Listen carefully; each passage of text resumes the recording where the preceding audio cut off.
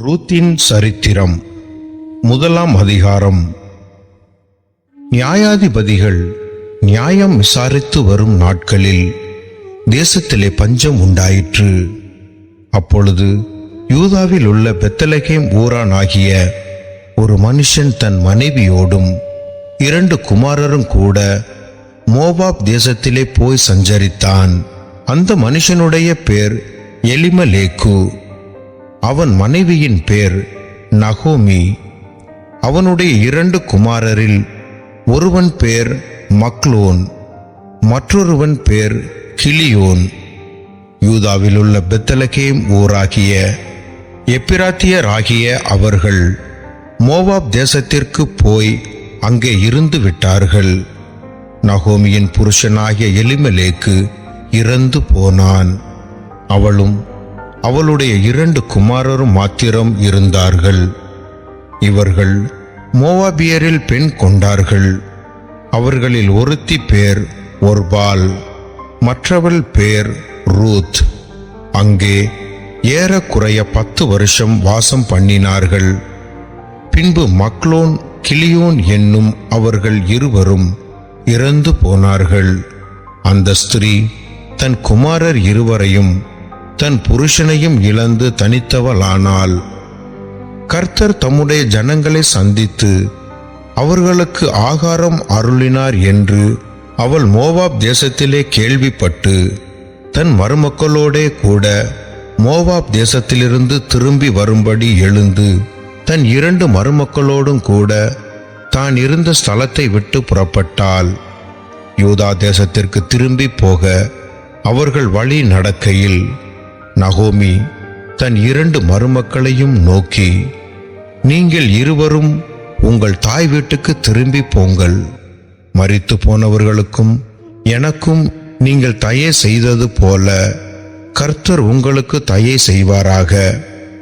கர்த்தர் உங்கள் இருவருக்கும் வாய்க்கும் புருஷனுடைய வீட்டிலே நீங்கள் சுகமாய் வாழ்ந்திருக்க செய்வாராக என்று சொல்லி அவர்களை முத்தமிட்டாள்.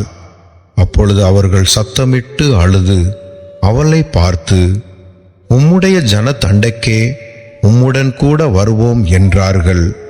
அதற்கு நகோமி, என் மக்களே, நீங்கள் திரும்பி போங்கள். என்னோடே ஏன் வருகிறீர்கள்? உங்களுக்கு புருஷராய் இருக்கும்படிக்கு இனிமேல் என் கற்பத்தில் எனக்கு பிள்ளைகள் உண்டாகுமோ? என் மக்களே, திரும்பி போங்கள். நான் வயது சென்றவள், ஒரு புருஷனுடன் வாழத்தக்கவள் அல்ல. அப்படிப்பட்ட நம்பிக்கை எனக்கு உண்டாயிருந்து நான் இன்று இரவில் ஒரு புருஷனுக்கு வாழ்க்கைப்பட்டு பிள்ளைகளை பெற்றாலும் அவர்கள் பெரியவர்கள் ஆகும் மட்டும் புருஷருக்கு வாழ்க்கைப்படாத படிக்கு நீங்கள் பொறுத்திருப்பீர்களோ? அது கூடாது. என் மக்களே, கர்த்தருடைய கை எனக்கு விரோதமாய் இருக்கிறதினால் உங்கள் நிமித்தம் எனக்கு மிகுந்த விசனம் இருக்கிறது என்றால். அப்பொழுது அவர்கள் சத்தமிட்டு அதிகமாய் அழுதார்கள். ஒர்பால் தன் மாமியை முத்தமிட்டு போனாள். ரூத்தோ அவளை விடாமல் பற்றி கொண்டாள்.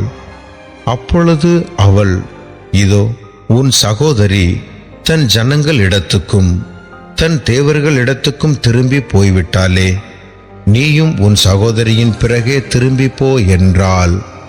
அதற்கு ரூத், நான் உம்மை பின்பற்றாமல் உம்மை விட்டு திரும்பி போவதை குறித்து என்னோடே பேச வேண்டாம். நீர் போகும் இடத்திற்கு நானும் வருவேன், நீர் தங்கும் இடத்திலே நானும் தங்குவேன். உம்முடைய ஜனம் என்னுடைய ஜனம், உம்முடைய தேவன் என்னுடைய தேவன். நீர் மரணமடையும் இடத்தில் நானும் மரணமடைந்து அங்கே அடக்கம் பண்ணப்படுவேன். மரணமே அல்லாமல் வேறொன்றும் உம்மை விட்டு என்னை பிரித்தால் கர்த்தர் அதற்கு சரியாகவும் அதற்கு அதிகமாகவும் எனக்கு செய்ய கடவர் என்றாள். அவள் தன்னோடே கூட வர மன உறுதியாய் இருக்கிறதை கண்டு அப்புறம் அதை குறித்து அவளோடே ஒன்றும் பேசவில்லை. அப்படியே இருவரும் பெத்லகேம் மட்டும் நடந்து போனார்கள். அவர்கள் பெத்லகேமுக்கு வந்த போது ஊரார் எல்லாரும் அவர்களை குறித்து ஆச்சரியப்பட்டு, இவள் நகோமியோ என்று பேசிக்கொண்டார்கள். அதற்கு அவள், நீங்கள் என்னை நகோமி என்று சொல்லாமல் மாறாள் என்று சொல்லுங்கள். சர்வ வல்லவர் எனக்கு மிகுந்த கசப்பை கட்டளையிட்டார். நான் நிறைவுள்ளவளாய் போனேன். கர்த்தர் என்னை வெறுமையாய் திரும்பி வர பண்ணினார். கர்த்தர் என்னை சிறுமைப்படுத்தி சர்வ வல்லவர் என்னை கிளேசப்படுத்தி இருக்கையில் நீங்கள் என்னை நகோமி என்பானேன் என்றாள். இப்படி நகோமி மோவாபிய ஸ்திரியான தன் மருமகள் ரூத்தோடும் கூட மோவாப் தேசத்திலிருந்து திரும்பி வந்தாள். வார்கோதுமை அறுப்பின் துவக்கத்தில் அவர்கள் பெத்லகேமுக்கு வந்தார்கள்.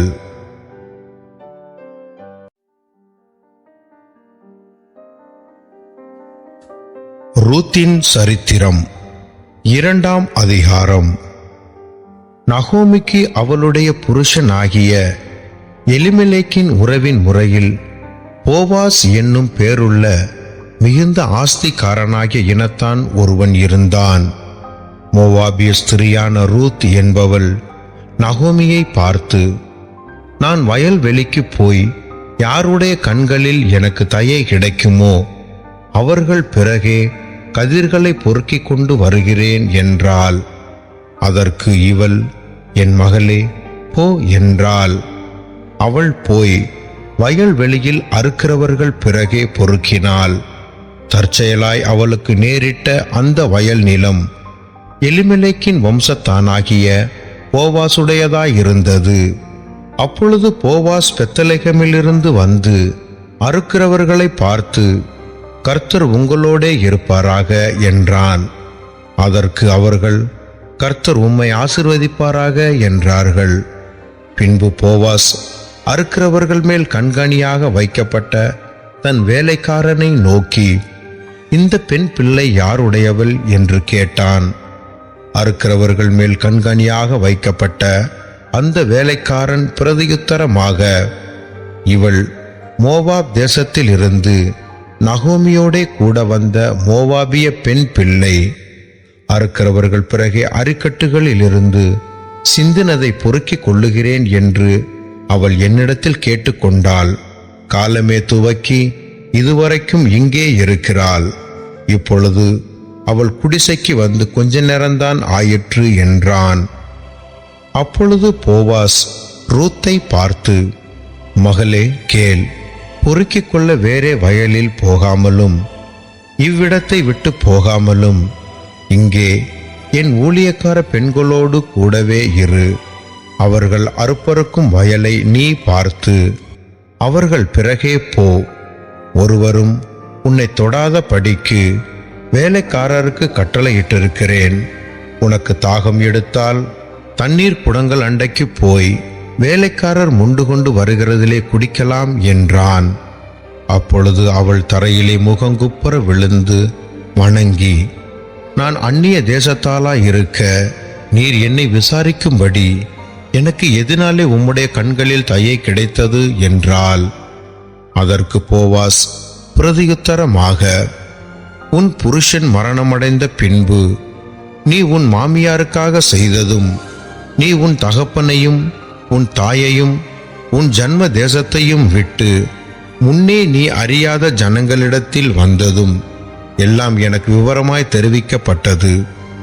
உன் செய்கைக்கு தக்க பலனை கர்த்தர் உனக்கு கட்டளையிடுவாராக.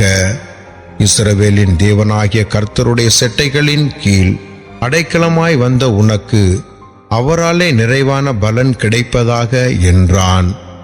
அதற்கு அவள், என் ஆண்டவனே, உம்முடைய கண்களில் எனக்கு தயை கிடைக்க வேண்டும். நான் உம்முடைய வேலைக்காரிகளில் ஒருத்திக்கும் சமானமாயிராவிட்டாலும் நீர் எனக்கு ஆறுதல் சொல்லி உம்முடைய அடியாளோடே பட்சமாய் பேசினீரே என்றாள். பின்னும் போவா சாப்பாட்டு வேளையிலே அவளை பார்த்து, நீ இங்கே வந்து இந்த அப்பத்திலே புசித்து காடியிலே உன் துணிக்கையை தோய்த்துக்கொள் என்றான். அப்படியே அவள் அறுப்பறுக்கிறவர்கள் அருகே உட்கார்ந்தாள். அவளுக்கு வறுத்த கோதுமையை கொடுத்தார்கள். அவள் சாப்பிட்டு திருப்தி அடைந்து மீந்ததை வைத்து கொண்டாள். அவள் கதிர் பொறுக்கிக் கொள்ள எழுந்த போது போவாஸ் தன் வேலைக்காரரை நோக்கி, அவள் அரிக்கட்டுகள் நடுவே பொறுக்கிக் கொள்ளட்டும், அவளை ஈனம் பண்ண வேண்டாம். அவள் பொறுக்கிக் கொள்ளும்படிக்கு அவளுக்காக அரிகளிலே சிலதை சிந்து விடுங்கள், அவளை அதட்டாதிருங்கள் என்று கட்டளையிட்டான். அப்படியே அவள் சாயங்காலம் மட்டும் வயலிலே கதிர் பொறுக்கினாள். பொறுக்கினதை அவள் தட்டி அடித்து தீர்ந்த போது அது ஏறக்குறைய ஒரு மரக்கால் வார்கோதுமை கண்டது. அவள் அதை எடுத்துக்கொண்டு ஊருக்குள் வந்தாள். அவள் பொறுக்கினதை அவளுடைய மாமி பார்த்தாள். தான் திருப்தியாய் சாப்பிட்டு மீதியாக வைத்ததையும் எடுத்து அவளுக்கு கொடுத்தாள். அப்பொழுது அவளுடைய மாமி, இன்று எங்கே கதிர் பொறுக்கினாய், எவ்விடத்தில் வேலை செய்தாய் என்று அவளிடத்தில் கேட்டு, உன்னை விசாரித்தவன் ஆசீர்வதிக்கப்படுவானாக என்றாள். அப்பொழுது அவள், இன்னாரிடத்திலே வேலை செய்தேன் என்று தன் மாமிக்கு அறிவித்து, நான் இன்று வேலை செய்த வயல்காரன் பேர் போவாஸ் என்றாள். அப்பொழுது நகோமி தன் மருமகளை பார்த்து, உயிரோடு இருக்கிறவர்களுக்கும் மரித்தவர்களுக்கும் தயவு செய்கிற கர்த்தராலே அவன் ஆசீர்வதிக்கப்படுவானாக என்றாள். பின்னும் நகோமி அவளை பார்த்து, அந்த மனுஷன் நமக்கு நெருங்கின உறவின் முறையானும் நம்மை ஆதரிக்கிற சுதந்திரவாளிகளில் ஒருவனுமாய் இருக்கிறான் என்றாள். பின்னும் மோவாபிய ஸ்திரியான ரூத், அவர் என்னை நோக்கி, என் அறுப்பெல்லாம் அறுத்து தீரு மட்டும் நீ என் வேலைக்காரிகளோடே கூடவே இரு என்று சொன்னார் என்றாள். அப்பொழுது நகோமி தன் மருமகளாகிய ரூத்தை பார்த்து, என் மகளே, வேறொரு வயலிலே மனுஷர் உன்னை எதிர்க்காத படிக்கு நீ அவன் வேலைக்காரிகளோடே போகிறது நல்லது என்றாள். அப்படியே கோதுமை அறுப்பும் வார்கோதுமை அறுப்பும் தீரு மட்டும் அவள் கதிர் பொறுக்கும்படிக்கு போவாசுடைய வேலைக்காரிகளோடே கூடியிருந்து தன் மாமியினிடத்தில் தங்கி இருந்தாள்.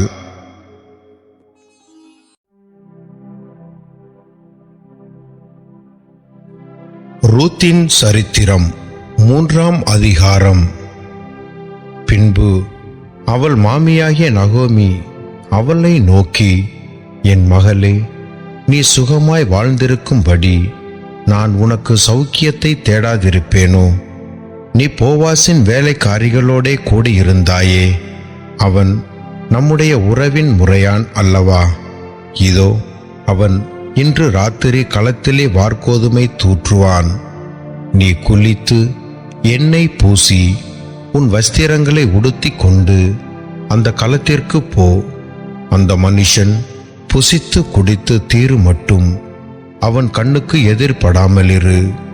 அவன் படுத்துக்கொண்ட போது அவன் படுத்திருக்கும் இடத்தை நீ பார்த்திருந்து போய் அவன் கால்களில் மேல் மூடியிருக்கிற போர்வையை ஒதுக்கி நீ படுத்துக்கொள். அப்பொழுது நீ செய்ய வேண்டியது இன்னதென்று அவன் உனக்கு சொல்லுவான் என்றாள். அதற்கு அவள், நீர் எனக்கு சொன்னபடியெல்லாம் செய்வேன் என்றாள். அவள் களத்திற்கு போய் தன் மாமி தனக்கு கற்பித்தபடியெல்லாம் செய்தாள். போவாஸ் புசித்து குடித்து மகிழ்ச்சியாயிருந்து ஒரு அம்பாரத்து அடியிலே வந்து படுத்து கொண்டான். அப்பொழுது அவள் மெல்ல போய் அவன் கால்களின் மேல் மூடியிருக்கிற போர்வையை ஒதுக்கி படுத்து கொண்டாள். பாதி ராத்திரியிலே அந்த மனுஷன் அருண்டு திரும்பி ஒரு ஸ்திரீ தன் பாதத்தண்டையிலே படுத்திருக்கிறதை கண்டு, நீ யார் என்று கேட்டான். அவள், நான் உம்முடைய அடியாளாகிய ரூத். நீர் உம்முடைய அடியாள் மேல் உம்முடைய போர்வையை விரியும், நீர் சுதந்திரவாளி என்றாள்.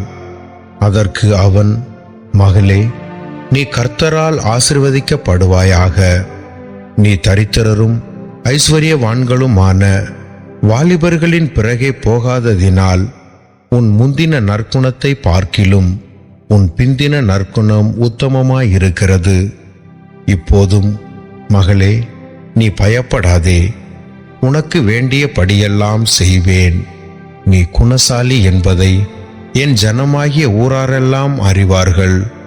நான் சுதந்திரவாளி என்பது மெய்தான். ஆனாலும் என்னிலும் கிட்டின சுதந்திரவாளி ஒருவன் இருக்கிறான். ராத்திரிக்கு தங்கி இரு. நாளைக்கு அவன் உன்னை சுதந்திர முறையாய் விவாகம் பண்ண சம்மதித்தால் நல்லது. அவன் விவாகம் பண்ணட்டும். அவன் உன்னை விவாகம் பண்ண மனதில்லாதிருந்தானேயாகில் நான் உன்னை சுதந்திர முறையாய் விவாகம் பண்ணுவேன் என்று கர்த்தருடைய ஜீவனை கொண்டு ஆணையிடுகிறேன். விடியற் காலம் மட்டும் படுத்து கொண்டிரு என்றான்.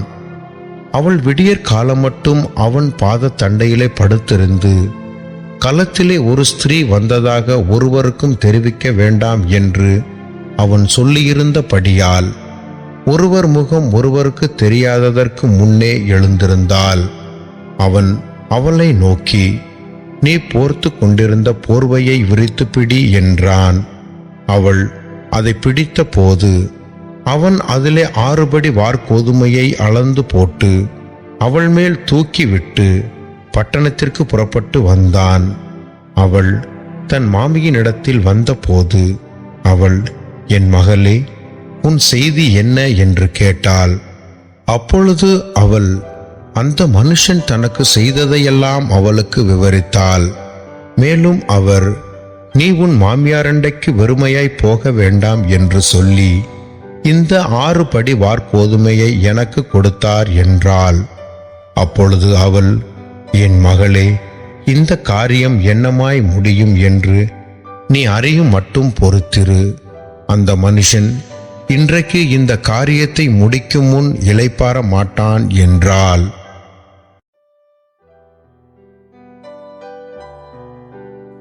ரூத்தின் சரித்திரம் 4ஆம் அதிகாரம். போவாஸ் பட்டண வாசலில் போய் உட்கார்ந்து கொண்டிருந்தான். அப்பொழுது போவாஸ் சொல்லியிருந்த அந்த சுதந்திரவாளி அந்த வழியே வந்தான். அவனை நோக்கி, ஓய் என்று பேர் சொல்லி கூப்பிட்டு, இங்கே வந்து சற்று உட்காரும் என்றான். அவன் வந்து உட்கார்ந்தான். அப்பொழுது அவன் பட்டணத்து மூப்பரானவர்களில் 10 பேரை அழைத்து, இங்கே உட்காருங்கள் என்றான். அவர்களும் உட்கார்ந்தார்கள். அப்பொழுது அவன் அந்த சுதந்திரவாளியை நோக்கி, எலிமெலேக்கு என்னும் நம்முடைய சகோதரனுக்கு இருந்த வயல் நிலத்தின் பங்கை மோவாப் தேசத்திலிருந்து திரும்பி வந்த நகோமி விற்கப் போகிறாள். ஆகையால் நீர் அதை ஊராருக்கு முன்பாகவும் என் ஜனத்தின் மூப்பருக்கு முன்பாகவும் வாங்கிக் கொள்ளும்படி உமக்கு அறிய பண்ண வேண்டும் என்றிருந்தேன். நீர் அதை சுதந்திர முறையாக மீட்டுக்கொள்ள மனதிருந்தால் மீட்டுக்கொள்ளும்.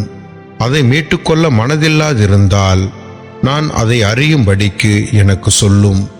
உம்மையும் உமக்கு பின்பு என்னையும் தவிர அதை மீட்கத்தக்கவன் வேறொருவனும் இல்லை என்றான். அதற்கு அவன், நான் அதை மீட்டுக் கொள்ளுகிறேன் என்றான்.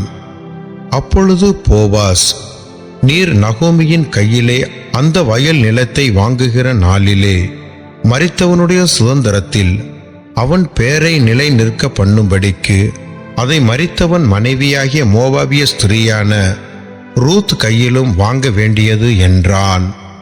அப்பொழுது அந்த சுதந்திரவாளி, நான் என் சுதந்திரத்தை கொடுக்காத படிக்கு நான் அதை மீட்டுக்கொள்ள மாட்டேன். நான் மீட்கத்தக்கதை நீர் மீட்டுக்கொள்ளும். நான் அதை மீட்டுக்கொள்ள மாட்டேன் என்றான். மீட்கிறதிலும் மாற்றுகிறதிலும் சகல காரியத்தையும் உறுதிப்படுத்தும்படிக்கு இஸ்ரவேலிலே பூர்வகால வழக்கம் என்னவென்றால், ஒருவன் தன் பாதரட்சையை கலற்றி மற்றவனுக்கு கொடுப்பான். இது இஸ்ரவேலிலே வழங்கின உறுதிப்பாடு. அப்படியே அந்த சுதந்திரவாளி போவாசை நோக்கி, நீர் அதை வாங்கிக் கொள்ளும் என்று சொல்லி தன் பாதரட்சையை கலற்றி போட்டான். அப்பொழுது போவாஸ் மூப்பரையும் சகல ஜனங்களையும் நோக்கி, எலிமெலேக்கு இருந்த எல்லாவற்றையும் கிலியோனுக்கும் மக்லோனுக்கும் இருந்த எல்லாவற்றையும் நகோமியின் கையிலே வாங்கிக் கொண்டேன் என்பதற்கு இன்றைய தினம் நீங்கள் சாட்சி. இதுவும் அல்லாமல் மரித்தவனுடைய சகோதரருக்குள்ளும் ஊராருக்குள்ளும் அவனுடைய பேர் அற்று போகாமல் மரித்தவனுடைய சுதந்திரத்திலே அவன் பேரை நிலைநிறுத்த நான் மக்லோனின் மனைவியாயிருந்த மோவாபிய ஸ்திரியான ரூத்தை எனக்கு மனைவியாக கொண்டேன். அதற்கும் இன்றைய தினம் நீங்கள் சாட்சி என்றான். அப்பொழுது ஒளிமுக வாசலில் இருக்கிற சகல ஜனங்களும் மூப்பரானவர்களும் அவனை நோக்கி, நாங்கள் சாட்சிதான். உன் வீட்டிலே வருகிற மனைவியை கர்த்தர் இஸ்ரவேல் வீட்டை கட்டுவித்த 2 பேராகிய ராகேலைப் போலவும் லேயாளைப் போலவும் வாழ்ந்திருக்க செய்வாராக. நீ எப்பிராத்தாவிலே பாக்கியவனாயிருந்து பெத்லகேமிலே புகழ் பெற்றிருக்க கடவாய். இந்த பெண்ணிடத்திலே கர்த்தர் உனக்கு அருளி செய்ய போகிற சந்தானத்தினாலே உன் வீடு தாமார் யூதாவுக்கு பெற்ற பேரேசின் வீட்டைப் போல ஆக கடவது என்றார்கள். போவாஸ் ரூத்தை விவாகம் பண்ணினான். அவள் அவனுக்கு மனைவி ஆனாள். அவன் அவளிடத்தில் பிரவேசித்த போது அவள் கர்ப்பம் தரித்து ஒரு ஆண் பிள்ளையை பெற கர்த்தர் அனுக்கிரகம் பண்ணினார். அப்பொழுது ஸ்திரீகள் நகோமியை பார்த்து, சுதந்திரவாளி அற்று போகாத படிக்கு இன்று உனக்கு தயை செய்த கர்த்தருக்கு ஸ்தோத்திரம். அவன் பேர் இஸ்ரவேலிலே பிரபலமாக கடவது. அவன் உன் ஆத்துமாவுக்கு ஆறுதல் செய்கிறவனும் உன் முதிர் வயதிலே உன்னை ஆசிர்வதிக்கிறவனுமாயிருக்க கடவன். உன்னை சிநேகித்து 7 குமாரரை பார்க்கிலும் உனக்கு அருமையாயிருக்கிற உன் மருமகள் அவனை பெற்றாளே என்பார்கள். நகோமி அந்த பிள்ளையை எடுத்து தன் மடியிலே வைத்து அதை வளர்க்கிற தாயானாள். அயல் வீட்டுக்காரிகள் நகோமிக்கு ஒரு ஆண் பிள்ளை பிறந்தது என்று வாழ்த்தி அதற்கு ஓபேத் என்று பெயரிட்டார்கள். அவன் தாவீதின் தகப்பனாகிய ஈசாயின் தகப்பன். பேரேசுடைய சந்ததியின் வரலாறு. பேரேஸ் எஸ்ரோனை பெற்றான். எஸ்ரோன் ராமாவை பெற்றான். ராம் அம்மினதாபை பெற்றான். அம்மினதாப் நகசோனை பெற்றான். நகசோன் சல்மோனை பெற்றான். சல்மோன் போவாசை பெற்றான். போவாஸ் ஓபேதை பெற்றான். ஓபேத் ஈசாயை பெற்றான். ஈசாய் தாவீதை பெற்றான்.